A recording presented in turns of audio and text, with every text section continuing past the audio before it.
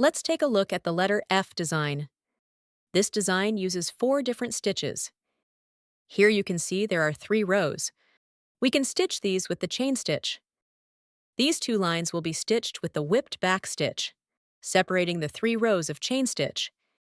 Here we can add a layer of satin stitch as the base, then stitch the couching stitch on top to make it look more refined. There are 4 lines in this section. We can stitch all of them with the whipped back stitch. Let's start by demonstrating the top section first. You can see there are 3 rows here. Let's start with the first row. Using color number 10 floss, 6 strands. Bring the needle up here. Then take it back down in the same spot. Bring it up about 1 stitch length ahead. When bringing the needle up, make sure it passes through the loop. Come up through the center of the loop, not from the side. If you come up from the side, the chain won't lock properly. So make sure the needle is inside the loop. Then pull the thread through. This forms 1 chain link. Let me demonstrate once more. Take the needle down in the same spot where you came up. Bring it up about 1 stitch length ahead. Pass through the loop. Pull the thread. Then go back down where the needle came up. Always leave a loop on the fabric each time. You can hold it down with your finger to keep it from slipping. Then bring the needle up.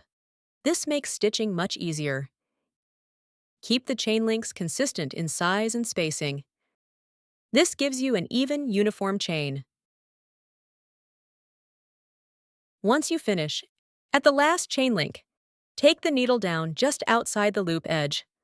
The first row of chain stitch is complete. After finishing the chain stitch, we can add a whipped back stitch down the center. Bring the needle up on the left side, using the same thread as before. First stitch a row of back stitch as the base.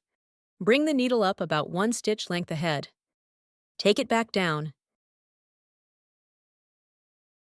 Now take color number 8 floss, 6 strands. Bring the needle up here. Pass the needle under the back stitch. Begin wrapping the thread. After each pass, return to the bottom. Then pass the needle upward. This creates the twisted spiral effect. Don't keep passing the needle from the top downward. Passing from top to bottom won't create the spiral effect. So every time you pass the needle, make sure it always goes from bottom to top. If you accidentally go the wrong way, just reverse the needle and redo it. Then continue passing from bottom to top. That's all there is to it. Once you've finished wrapping, take the needle down at the end. The whipped back stitch is complete. Next, stitch a row of chain stitch below. Bring the needle up on the right. Take it down in the same spot. Stitch a row of chain links first. Take the needle down. Then stitch another whipped back stitch.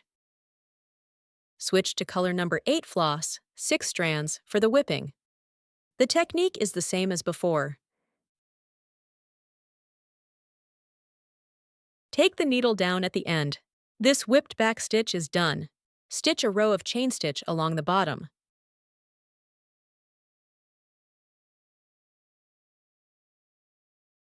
Let's look at the result. Now let's look at this section below. Just like above, this uses the whipped back stitch. Let's demonstrate. Start with color number 10 floss, 6 strands. Stitch a row of back stitch along all 4 lines. Bring the needle up from the right side of each line. The method is the same as the section above. You can stitch 1 line at a time and whip it before moving on, or stitch all the back stitches first. Then use color number 8 floss for the whipping. Bring the needle up to the right of the back stitch. Don't bring the needle up too far away, otherwise the spacing will be too wide, and the finished result won't look as neat. Then wrap the thread from bottom to top. Take the needle down. The first whipped back stitch is complete. Now let's move on to the second one. Same technique. First stitch a layer of back stitch as the base. Following the same steps, Complete the remaining 3 lines.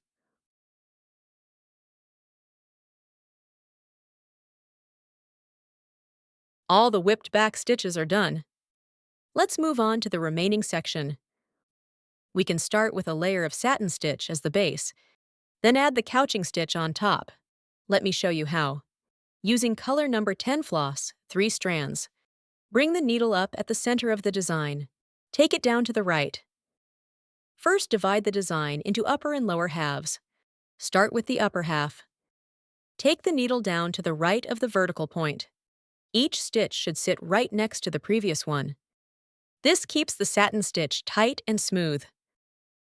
Once the upper half is done, move on to the lower half. Following the same steps, fill in the lower section completely. The satin stitch is complete. Now let's stitch the couching stitch on top. Using color number 8 floss, 4 strands. We can stitch an X shape here. And another one here. 4 in total. Let me demonstrate the first one. Bring the needle up on the left. Take it down here.